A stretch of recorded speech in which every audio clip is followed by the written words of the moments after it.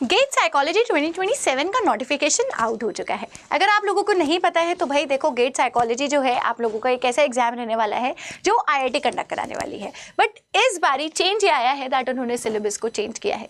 तो आज की इस वीडियो में ये समझ लेते हैं कि एक्चुअली में गेट साइकोलॉजी के अंदर क्या क्या चेंजेस जो है ओवरऑल करे गए हैं और क्या क्या ऐसे नए नए अपडेट्स है जो आए हैं या कोई पार्ट जो है वो रिमूव किया गया है। सो भाई अगर आप लोग गेट साइकोलॉजी की प्रिपरेशन कर रहे हो so make sure to subscribe the channel. And मैं हूं मुस्कान गुप्ता, आपकी GATE psychology and CUET PG psychology mentor. So भाई देखो, आप लोगों का जो गेट का एग्जाम है उसकी अपनी बहुत ही ज़्यादा अपॉर्चुनिटीज़ अवेलेबल रहती हैं। एक तो सबसे मेन चीज़ ये हो जाती है दैट इस एग्जाम के थ्रू जो है आपको ना तो सिर्फ आईआईटीज़ में एमएससी और पीएचडी करने का मौका मिलता है बट साथ साथ में ना आप लोगों को जॉब्स भी मिलती है। तो एक ऐसा एग्जाम है जिसकी प्लस एडवांटेजेस है कि एग्जाम कि आपको आईआईटी से मास्टर्स या पीएचडी भी हो जाएगी, साथ में जॉब भी लग जाएगी, नॉट लाइक अदर एग्जाम्स। तो ये तो आप अगर अपने बैचलर्स के थर्ड ईयर फाइनल ईयर में हो और even if non psychology background से हो तो आप इस एग्जाम के लिए अपीयर कर सकते हो। बट इसका लेवल जो है थोड़ा सा अप रहता है, ठीक है। तो इस अकॉर्डिंग आप लोगों को प्रिपेयर करके जाना पड़ता है। थोड़ी सी लैंग्वेज अलग आती है, टाइप्स ऑफ क्वेश्चंस भी आपके थोड़े अलग आते हैं। बट विद दैट सबसे पहली चीज मैं आप लोगों को ये बताना चाहती हूँ दैट आईआईटी मद्रास इस बारी जो है आप लोगों का ये एग्जाम कंडक्ट कराने वाली है। आईआईटी मद्रास की वेबसाइट पर जब आप जाते हैं तो वहाँ पर उन्होंने एक्सप्लिसिटली लिखा है दैट गेट साइकोलॉजी गेट का जो इस बारी का सिलेबस है 27 का वो रिवाइज करा गया है अक्रॉस ऑल द सब्जेक्ट्स। इसके अंदर psychology is one of them. तो मैं आप लोगों को वो सारे चेंजेस जो है बताने वाली हूँ। सबसे पहले इन्फॉर्मेशन ये है कि ये मेरा टेलीग्राम चैनल है, इस क्यूआर कोड को आप स्कैन करोगे और उसे ज्वाइन करोगे बिकॉज ये सबसे ज़्यादा ज़रूरी है। यहाँ पे क्लास के नोट्स, पीडीएफ सब चीज़ें मिलने वाली है। मेरी ईमेल भी आपके पास कनेक्शन के लिए होनी चाहिए।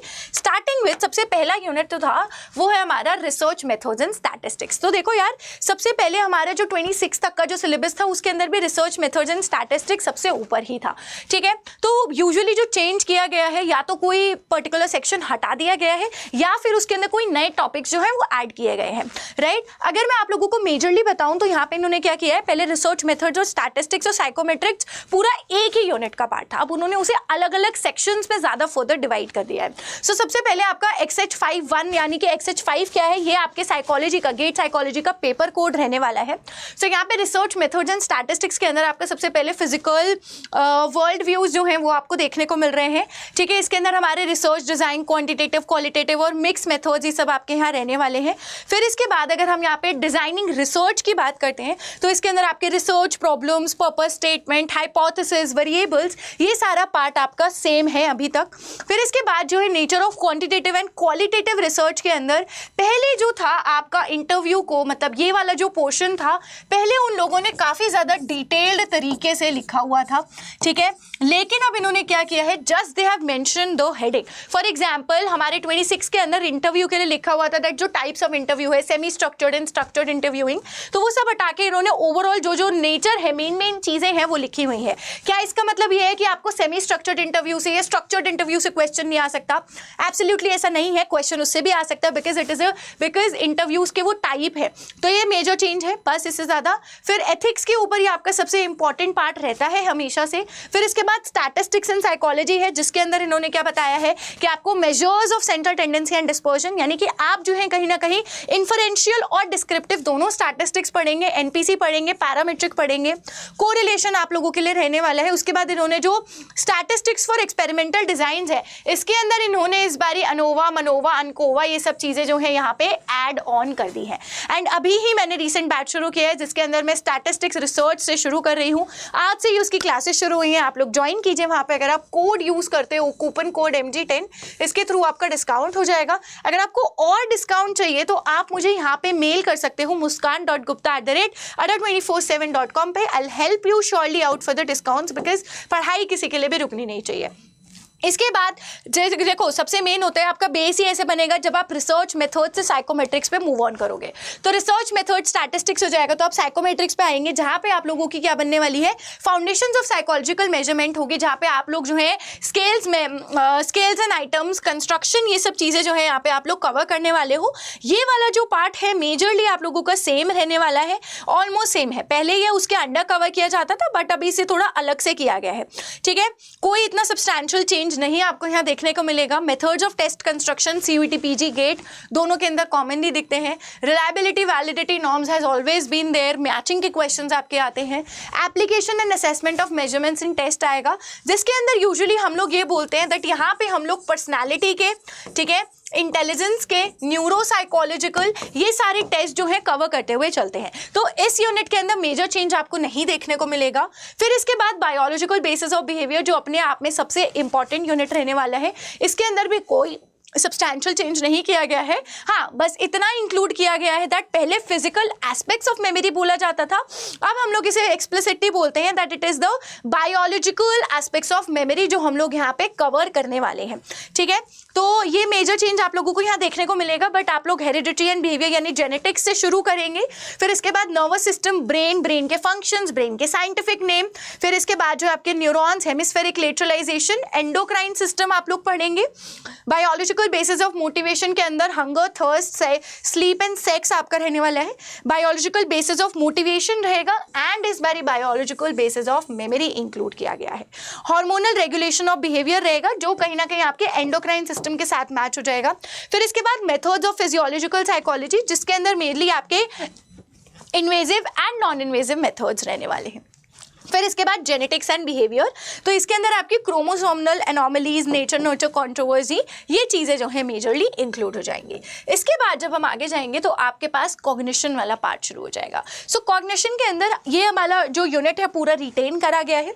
तो इसके अंदर आपका सबसे पहले सेंसेशन आप लोग पढ़ोगे, ऑफकोर्स पहले सेंसेशन आता है। सो सेंसेशन के अंदर जो है आप लोगों के सारे विजुअल पाथवेज, ऑडिटरी पाथवेज, ये सब चीज़ें जो है आप लोग कवर करने वाले हो। एंड देन इसके बाद यहाँ पे pain, touch pain, smell and taste, kinesthetic, सारे सेंसेस जो आपके 5 to 6 सेंसेस हैं वो सब आप यहाँ पे कवर करोगे। अलोंग साइड फिर आप यहाँ पे इनकी थ्योरीज भी कवर करोगे जो भी विजन की है और ऑडिटरी की है।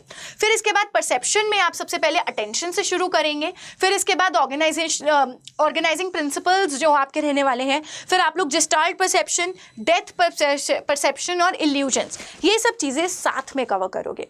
ठीक है, फिर इसके बाद अटेंशन क्योंकि आप लोगों ने पढ़ लिया है, परसेप्शन पढ़ लिया है, तो आप जो है लर्निंग की तरफ मूव करेंगे। एंड लर्निंग के अंदर यूजुअली आप लोगों की जो थ्योरीज हैं, क्लासिकल, ऑपरेंट और जो भी कॉग्निटिव हैं, जिसके अंदर हमारी लेटेंट लर्निंग आ जाएगी, इनसाइट लर्निंग आ जाएगी, ये सब पढ़ेंगे। अलॉन्ग साइड आप लोगों को इनके सारे एक्सपेरिमेंट्स भी पता होने ज़रूरी हैं, राइट। तो ये मेजर सिलेबस आपका यहाँ पे होगा। फिर इसके बाद मेमोरी आ जाएगा। मेमोरी के अंदर यूजुअली आपका encoding, storage, retrieval, information processing, theories हो गई, जितने भी मॉडल्स हैं आप वो पढ़ेंगे। फिर आप फॉरगेटिंग भी पढ़ेंगे। ठीक है, गेट की एक ये खासियत है दैट गेट जो है आपसे ईयर क्रोनोलॉजीज नहीं पूछता है, but you never know that कब जो है गेट ये सब चीज़ें करने लग जाए, तो आपको उस तरीके से भी प्रिपेयर रहना है क्योंकि ये सब चीज़ें बहुत कॉमनली आपके CUET PG के अंदर भी पूछी जाती हैं। Next is going to be your cognition part, जिसके अंदर आप लोग थिंकिंग, इंटेलिजेंस जो है एंड लैंग्वेज, ये सबसे मेन पढ़ोगे। ठीक है, करंट पैराडाइम्स जो आपके कॉग्निटिव साइकोलॉजी के हैं, इन्हें भी आप लोगों को पढ़ना है। फिर इसके बाद प्रॉब्लम सॉल्विंग हो गई और उसके बाद डिसीजन मेकिंग। ठीक है, 1-2 अल्टरनेटिव मॉडल्स हैं यहाँ पे। एंड आपका इंटेलिजेंस का पार्ट पूरा होगा। इंटेलिजेंस की बहुत ज़्यादा थ्योरीज नहीं है, बट जो भी मेन है वो सब हम लोग यहाँ पे कवर करेंगे। ठीक है, फिर इसके बाद हम लोग मूव करेंगे पर्सनैलिटी की तरफ, जिसके अंदर मेन चेंज ये है कि पहले ये सोशल एंड कॉग्निटिव था, पर अब social theories of personality and cognitive theories of personality को सेपरेट करके लिखा गया है। ठीक है, अगर आपको ऐसा लगता है दैट क्योंकि नाम चेंज कर दिया गया है किसी टॉपिक का या फिर कोई एलिमिनेट हुआ है, दैट डज नॉट गारंटी कि उसमें से क्वेश्चंस नहीं आएंगे। क्वेश्चंस एब्सोल्युटली आ सकते हैं।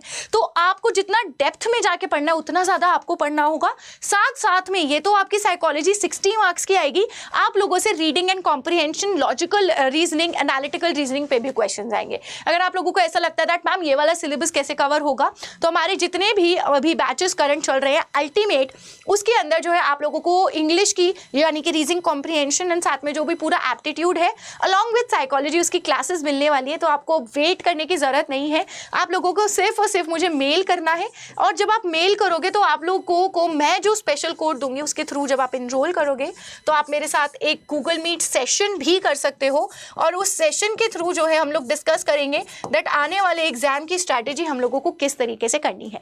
तो आपको मुझे मेल करना है, नहीं तो आप डायरेक्ट मेरा कोड यूज़ करोगे MG10, तो इस MG10 कोड के थ्रू ही आपका डिस्काउंट हो जाएगा। ठीक है, फिर आपको बायोलॉजी ऑफ पर्सनालिटी पढ़ना है, assessment of personality. Assessment of personality के अंदर आपके प्रोजेक्टिव, नॉन प्रोजेक्टिव टेक्निक्स जितने भी है वो भी आप लोग कवर करते हुए जाएंगे। फिर इसके बाद जब आप आगे आएंगे तो आप लोगों के पास कौन सा एस्पेक्ट आ जाएगा, फिर आ जाएगा आपके पास motivation, emotion, stress and coping. ठीक है, ये जो पर्टिकुलर रहने वाला है ये बहुत इजी यूनिट है अपने आप में, बट आप लोगों को मैं बता दूं कोपिंग पे से, इमोशन पे से और स्ट्रेस पे से क्वेश्चंस आते ही आते हैं। ठीक है, इस यूनिट के अंदर भी मेजर चेंज जो है आप लोगों का नहीं किया गया है। हाँ, पहले इमोशंस की जो थ्योरीज थी एक्सप्लिसिटली मेंशन करी गई थी, बट अब सिर्फ थ्योरीज ऑफ इमोशंस लिख दिया। I think Madras wanted something chill वाला, तो इसलिए थोड़े से ही चेंजेस उन्होंने किए हैं। फिर सोशल साइकोलॉजी आ जाएगा। अल्टीमेटली मैं आपको सिर्फ इतना बताना चाहती हूँ दैट सोशल साइकोलॉजी एक ऐसा यूनिट है जो मेजरली आपको कहाँ देखने को मिलेगा, जो भी आप लोगों का क्या कहते हैं, ये जो आपका गेट साइकोलॉजी का एग्जाम है इसके अंदर सबसे ज़्यादा आपको सोशल साइकोलॉजी देखने को मिलेगा, चाहे वो सोशल परसेप्शन जिसके अंदर एट्रीब्यूशन, इंप्रेशन फॉर्मेशन हो, या फिर इसके अंदर बायसेस की मैं बात करूँ, कन्फर्मिटी, कंप्लायंस एंड टेक्निक्स के ऊपर क्वेश्चन आता है, इवैल्यूएटिंग द सोशल वर्ल्ड जिसके अंदर एटीट्यूड फॉर्मेशन, एटीट्यूड चेंज, ठीक है, power and pro social behaviour, इनके ऊपर आपके मेजर क्वेश्चन आते हो। ग्रुप डायनेमिक्स जिसके अंदर theories of inter group conflicts आप लोगों से पूछी जाती है। ये वाला जो पर्टिकुलर यूनिट है मैं अपने बैचेस के अंदर कवर करवा रही हूँ रिसर्च मेथड्स के बाद हम लोग इसी को स्टार्ट करने वाले हैं। फिर इसके बाद आपकी डेवलपमेंट आने वाली है अक्रॉस द लाइफ स्पैन, जिसके अंदर आप लोगों का ये पूरा लाइफ स्पैन डेवलपमेंट रहने वाला है। ये सारे यूनिट्स एक्सेप्ट सोशल साइकोलॉजी आप लोगों के कॉमन रहने वाले हैं सीयूटी, पीजी एंड गेट के अंदर। सो नेचर वर्सेस नर्चर हम लोग पढ़ेंगे, यहाँ पे प्री नेटल डेवलपमेंट करेंगे, physical, cognitive and psycho social development हम पढ़ेंगे, moral development and theories of ageing. मैं आप लोगों को बता दूं थ्योरीज ऑफ एजिंग से हर साल मोस्टली क्वेश्चन आता ही आता है, तो पढ़ के जाना है अच्छे तरीके से। इसके बाद आप लोगों का अब मेजर यूनिट ये है कि पहले आपके 2026 के अंदर 10 यूनिट्स थे, अब इन्होंने 11 यूनिट्स कर दिए थे। तो अगर 2026 का सिलेबस में देखूँ तो उसके अंदर लास्ट यूनिट था एप्लीकेशंस ऑफ साइकोलॉजी। उसी एप्लीकेशंस ऑफ साइकोलॉजी के अंदर इन्होंने क्लिनिकल भी डाला था, ऑर्गेनाइजेशनल भी डाला हुआ था, सब मिक्स करके रखा था। But this time they changed it, तो इन्होंने एक नया यूनिट ऐड किया है, clinical psychology and organizational behaviour, जिसके अंदर आप लोग जो है मेंटल हेल्थ डिसऑर्डर्स एंड सारी थेरेपीज को डिटेल में पढ़ेंगे। उसके अलावा इन्होंने ऑर्गेनाइजेशनल बिहेवियर ऐड किया है, जिसके अंदर आप लोग जो है पावर एंड पॉलिटिक्स, लीडरशिप की थ्योरीज, बहुत इंपॉर्टेंट टॉपिक रहने वाला है। ठीक है, परफॉर्मेंस मैनेजमेंट, इन्होंने एक्सप्लिसिटली ये सब चीजें यहाँ पे मेंशन करके आपको बताई हैं। फिर इसके बाद लास्ट आपके पास रहने वाला है एप्लीकेशंस ऑफ साइकोलॉजी, जिसके अंदर अगेन आप लोगों का काउंसलिंग का पार्ट भी आ जाएगा कि आपकी जो साइकोलॉजी आप पढ़ते हो वो अप्लाई कहाँ हो सकती है। तो जितनी भी थेरेपीज हम पढ़ेंगे उनकी एप्लीकेशन पे क्वेश्चन आते हैं। Environmental psychology and mental health से भी आप लोगों के यहाँ पे क्वेश्चन आते हैं, जैसे कि यहाँ पे क्या क्या intervention mental health and wellbeing के लिए हो सकती है, जो भी आपके इश्यूज है personal space, crowding and territoriality के अंदर, application of theories of motivation, learning, emotions, जो भी आप थ्योरीज अभी तक पढ़ोगे तो ये वाला यूनिट आप लोगों का इस तरीके से रहने वाला है। राइट, अब आप लोग ऑलरेडी ओवरवेल्म हो चुके हो अगर सिलेबस सोच के, तो you do not have to worry. ठीक है, आप लोगों को सिर्फ और सिर्फ मुझे मेल करना है muskan.gupta@247.com पे, जहां पे I help you with each and every doubt. अगर आप मेरा कोड यूज करोगे MG10 तो इसके थ्रू आपको डिस्काउंट भी मिल जाएगा। Do not wait for anything, because ये पर्टिकुलर एग्जाम आप लोगों का रहने वाला है फॉर बोथ, चाहे वो CUET, ये जो एग्जाम आप लोगों का रहने वाला है, ये गेट जो साइकोलॉजी है, ये आपको एग्जाम जो है ये आपको कहीं ना कहीं एक तो मास्टर्स और PhD तक पहुंचा देगा IIT के लिए, और जॉब्स भी दिला सकता है।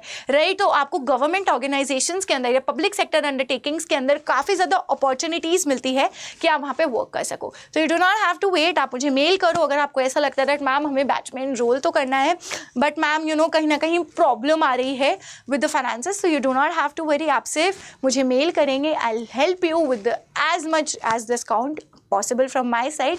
Till the time, take care and start your preparation now. थोड़ा मौज मस्ती अब कम कर दो।